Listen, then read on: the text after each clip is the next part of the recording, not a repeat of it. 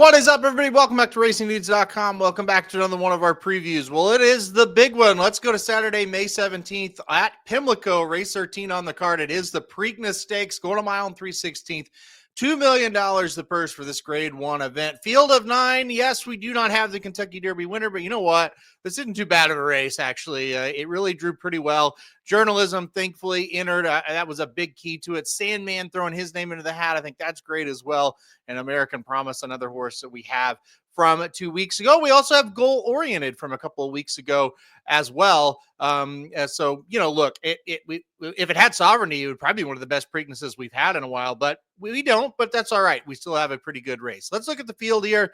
Let's go through them. Let's give you a winner. Before we get going, I do want to, the first thing I really want to address is there's going to be a lot of talk about, the 2-week turnaround, how tough the 2-week turnaround is.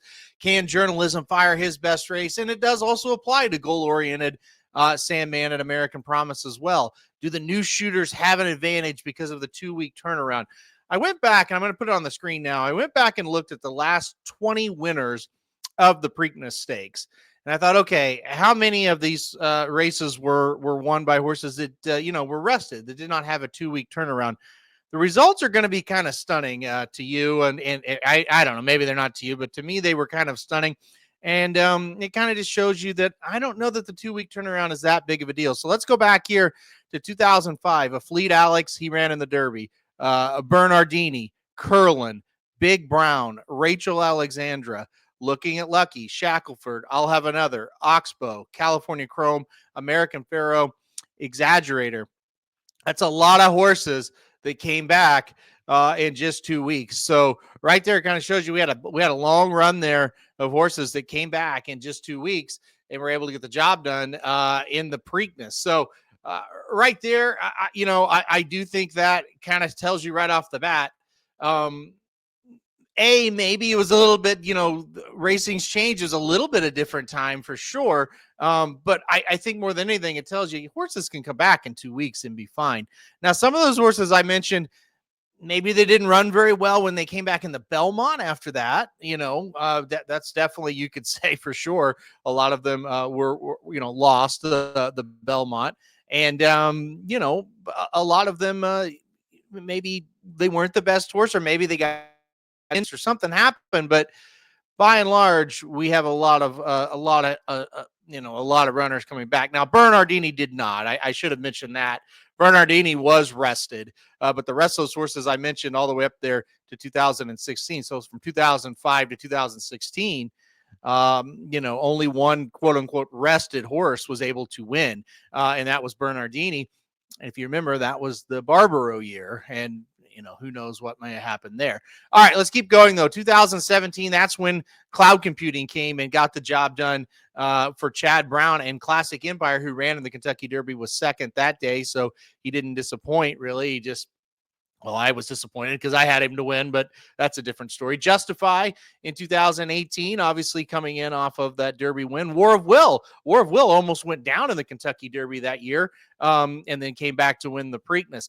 You go to 2020, it's a COVID year, so you can't really, it's not a 2-week thing, but you did have Swiss Skydiver who ran on Oaks Day. That was 4 weeks later to the Preakness. That's kind of an irrelevant data point.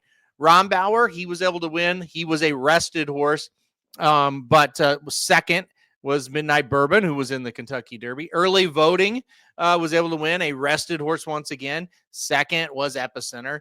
National Treasure, another rested horse. So you see, we had a forget about 2020. We had a 3-race streak there where rested horses were able to win all those races.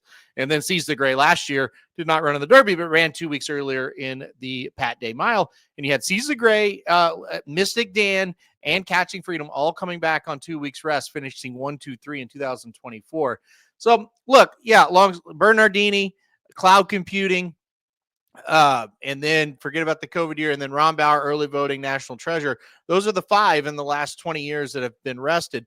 My whole point of doing this and looking back on it is I don't think it's that big of a factor.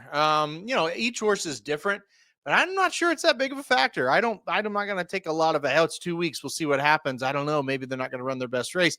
It seemed like that race for a lot of them after they came back off that 2-week rest, then the next race is when they looked a little bit tired. So kind of keep that in mind. But for this one, I'm just going to kind of assume they're going to fire their biggest races because based on history, they kind of do. Um, so maybe recent history, no, but over the last 20 years, they kind of show up and run, at least their normal race. So let's get through it. Horses 1 through 9 here. The number 1 is Goal Oriented, 6-1 on the morning line. 2 races, 2 wins for this Bob Baffert trainee. Here's what I'll tell you. Loved his maiden special weight at Santa Anita and loved him so much that on Kentucky Derby Day, this horse ran in the 3rd race. And this was my largest win bet of the Saturday card. I thought Goal Oriented was a lock to win that race. I really liked him in that spot. He did win, and that's kind of the good news. But I guess kind of the bad news for me, it wasn't quite as impressive as I thought it would be. Now, he had to race over a sloppy racetrack. He showed, new tactics. At the first race, he came from off the pace. This race, he was on the lead. He was still able to win.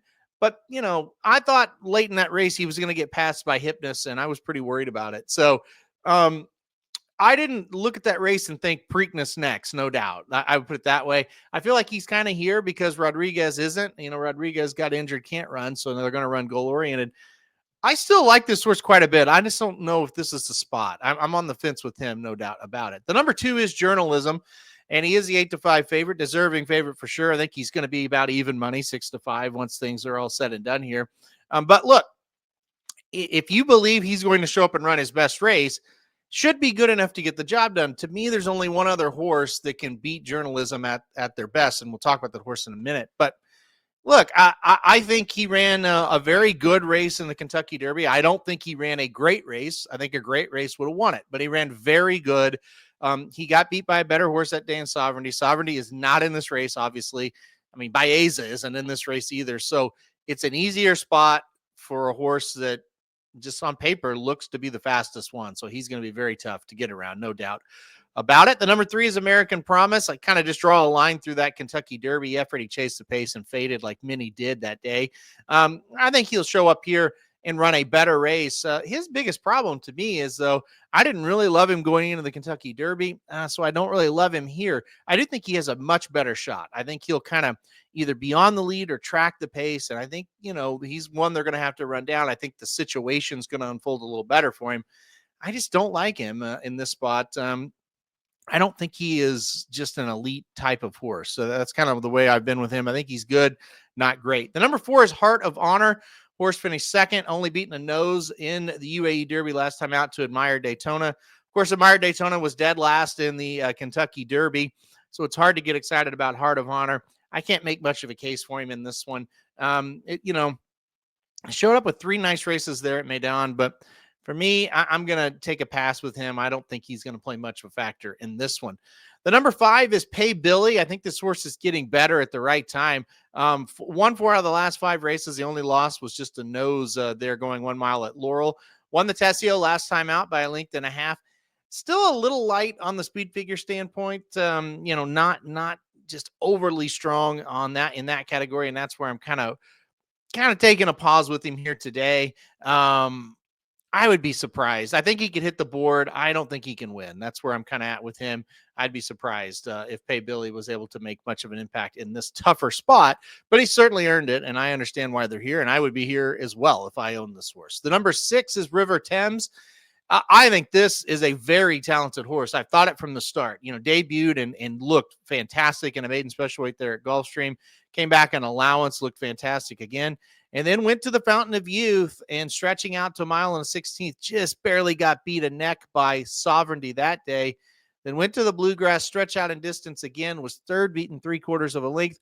The problem I have with him is I just don't think he wants this distance. I really think you're going to see him be pretty good when they cut him back.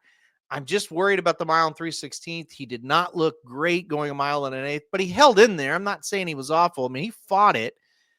I am so on the fence about what to do with him because I do think he is one of the most talented horses in the field of 9 here.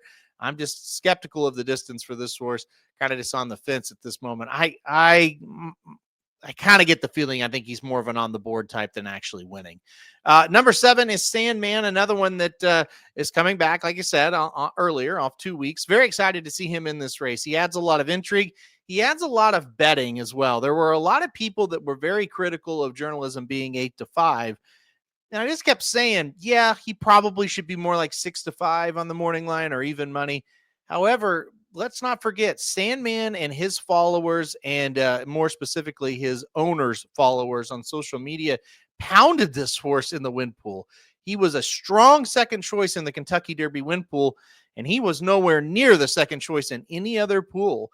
So will all those people show up again if it's not the Kentucky Derby? I don't know the answer to that. But if they do show up to bet this horse again, he's going to affect this thing quite a bit, right? That's a lot of money that'll be pouring in on Sandman to affect these win odds again. As far as his chances of winning, much better chance, I think, in this race than last time out. I do think there's pace. I don't think he'll have that troubling trip. Like I said, a lot of that was him, not so much just bad luck, but him being him a little bit.